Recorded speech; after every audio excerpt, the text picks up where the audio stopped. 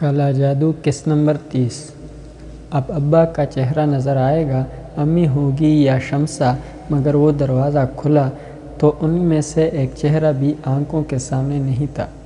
وہ ایک باریش بزرگ تھے، لمبی سفید داڑھی، سفید کپڑے، چہرے پر نرمی تھی۔ جی میاں، کس سے ملنا ہے؟ انہوں نے نرم لہجے میں پوچھا۔ وہ محفوظ میاں، یہاں ہم رہتے ہیں، نیاز اللہ ہے ہمارا نام، یہاں کوئی محفوظ نہیں رہتے۔ امی، شمسہ، میری آواز رند گئی تھی اور نیاز اللہ چونک کر مجھے دیکھنے لگے تھے۔ کچھ عجیب سا انداز تھا ان کا، جیسے میری کیفیت پر غور کر رہے ہو۔ میرے چہرے پر مایوسی کی گہری تہیں چڑھ گئی تھی، آنسو تھے کہ آنکھوں میں امڈے آ رہے تھے، حلق بن سا ہوا جا رہا تھا، سارے تصورات چکنا چور ہو گئے تھے۔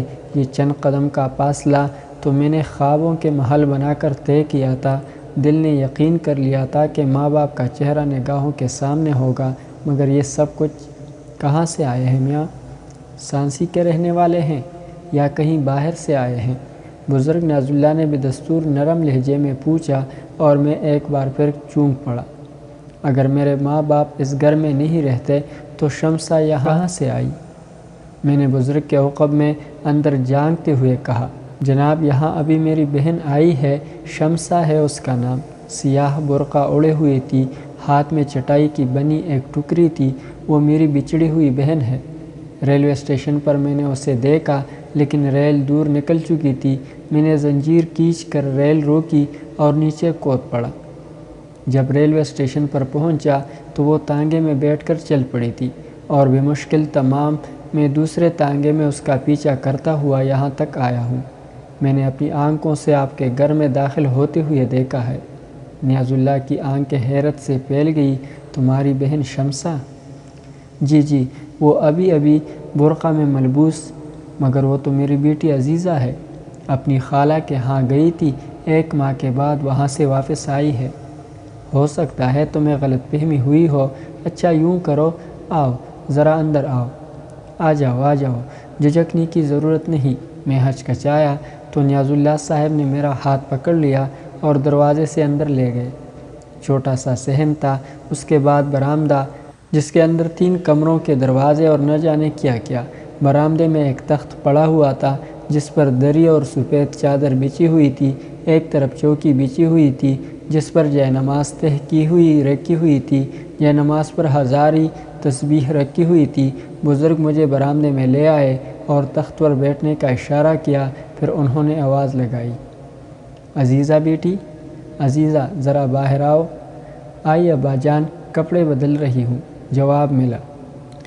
بزرگ خود بھی مجھ سے کچھ فاصلے پر تخت پر بیٹھ گئے۔ وہ بدستور میرا جائزہ لے رہے تھے اور میرے چہرے پر بکھرے حزن و ملال سے متاثر معلوم ہوتے تھے۔ پھر انہوں نے کہا، میاں کہاں سے آ رہے تھے؟ شکتی پور سے۔ اوہو اچھا، مگر تمہاری بہن کیسے بچھڑ گئی تم سے؟ ابھی ان کا سوال ختم ہی ہوا تھا کہ درمیانی دروازے سے ایک لڑکی اندر داخل ہوئی، سفید شلوار قمیص میں، اچھے خدوخال، عمر تقریباً 26-27 سال، مگر یہ چہرہ شمسہ کا نہیں تھا۔ خدوخال بھی نہیں ملتے تھے، پھر نہ جانے کیا ہوا تھا۔ مجھے اس کے چہرے پر شمسہ کا دھوکہ کیوں ہوا تھا؟ کچھ غلطی ہو گئی، یقیناً کوئی غلطی ہو گئی۔ میں نے تو شمسہ ہی کو دیکھا تھا۔ ہو سکتا ہے اس بیوقوف تانگے والے نے، مگر نہیں۔ لڑکی مجھے دیکھ کر ایک دم ٹھٹک گئی۔ اس نے واپس دروازے کے اندر جانا چاہا، لیکن نیاز اللہ صاحب کی آواز ابھری، آ جاؤ بیٹی، آ جاؤ۔ لڑکی ٹٹکتی ہوئی برآمدے میں آ گئی۔ میری نگاہیں جھک گئی تھی۔ نیاز اللہ صاحب مسکرا کر بولے، میاں فیصلہ کرو، یہ تمہاری شمسہ ہے یا ہماری عزیزہ؟ میں جلدی سے تخت سے نیچے اتر گیا اور شرمندہ لہجے میں بولا، میں بے حد شرمسار ہوں، انتہائی معافی چاہتا ہوں، مجھ سے غلطی ہوئی ہے۔ ارے تو اٹھ کر کیوں کھڑے ہو گئے بھائی؟ ہماری عزیزہ اگر تمہاری بہن شمسہ بن جائے تو ہمیں کوئی اعتراض نہیں ہے۔ کیا بات ہے اماں میاں، کون ہے یہ؟ اسٹیشن سے تمہارا پیچھا کرتے ہوئے آئے ہیں، بلکہ تمہاری وجہ سے یہ اپنا سفر کوٹا کر چکے ہیں۔ میں سمجھی نہیں ابا میاں۔ اسٹیشن پر آپ برقع اوڑھے ہوئے تھی، آپ کے ہاتھ میں ایک ٹوکری تھی جس کا ایک ہینڈل ٹوٹ گیا تھا، کیا ایسا ہوا تھا؟ میں نے بے اختیار پوچھا۔ جی ہاں ایسا ہوا تھا، لڑکی نے کہا، اور میرے دل میں امید کی آخری شمع بھی بجھ گئی۔ یہ خیال آیا تھا کہ ایک لمحے کے لیے کہ تانگے والی کی غلط رہنمائی سے میں یہاں آ گیا، ہو سکتا ہے شمسا کسی اور سمت نکل گئی ہو، مگر ٹوکری کے واقعے کا اعتراف اس بات کی ضمانت تھا کہ میری آنکھوں نے ہی دھوکہ کھایا۔ اسی وقت دروازے پر دستک ہوئی اور نیاز اللہ صاحب چونک کر ادھر دیکھنے لگے، پھر بولے، پتہ نہیں کون ہے، میں دیکھتا ہوں۔ لڑکی حیران سی کھڑی مجھے دیکھ رہی تھی، ویسے ہی کیا کم حماقت ہوئی تھی کہ مزید یہاں رکتا۔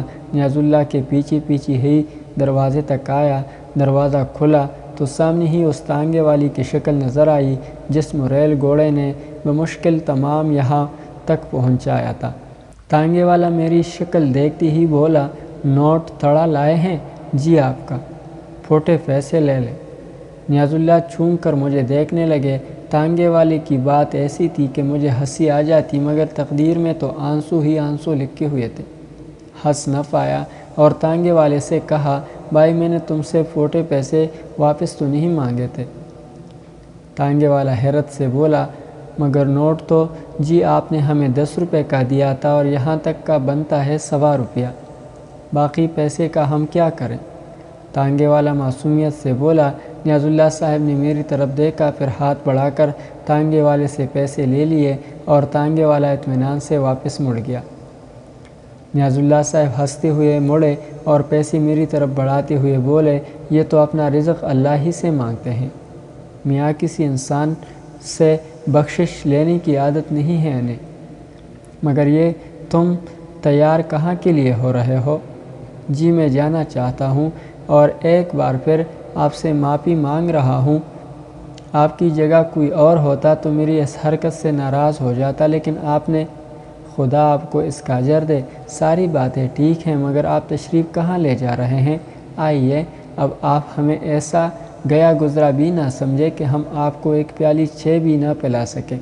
اور جہاں تک بات رہی آپ کی غلط فہمی کی، تو میاں غلط فہمی انسانوں ہی کو ہوتی ہے، اس میں برائی کی کیا بات ہے؟ بلکہ ہمیں تو افسوس ہے کہ آپ کا نقصان ہوا، نہ جانے کہاں تک کا ٹکٹ ہوگا، یہاں اترنا پڑ گیا، اب واپس جاؤ گے تو نیا ٹکٹ لینا پڑے گا۔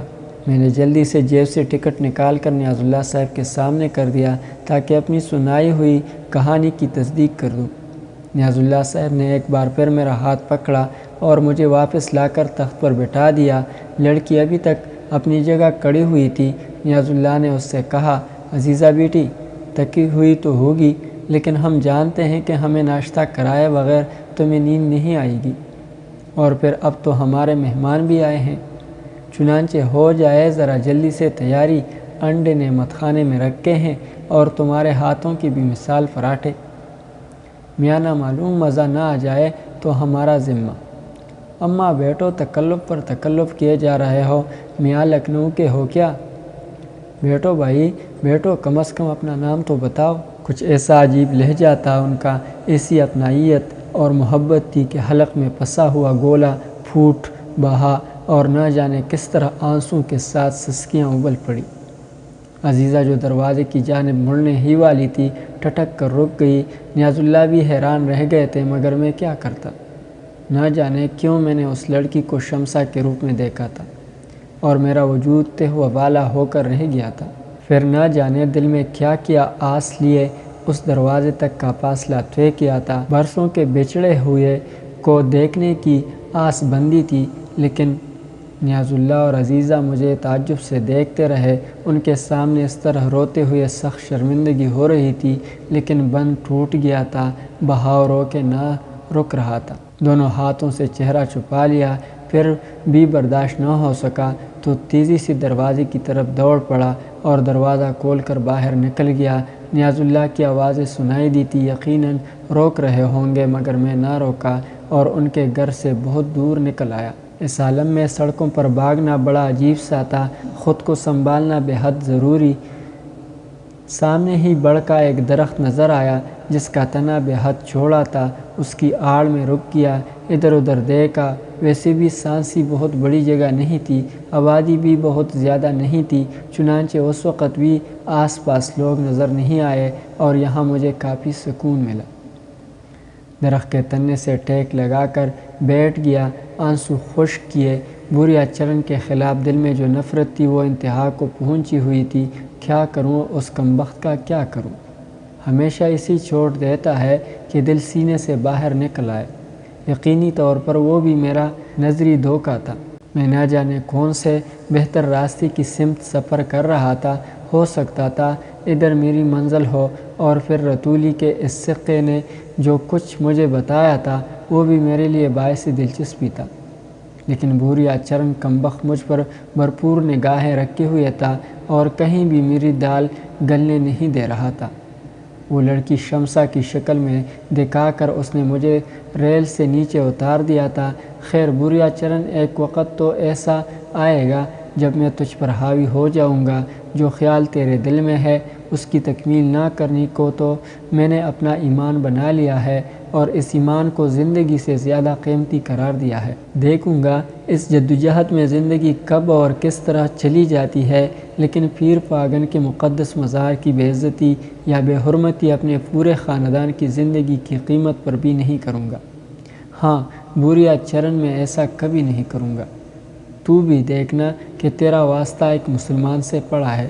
دل میں نہ جانے کیا کیا تصورات آتے رہے۔ شہر میں رونق ہوتی چلی گئی، اب زیادہ لوگ آتے جاتے نظر آ رہے تھے۔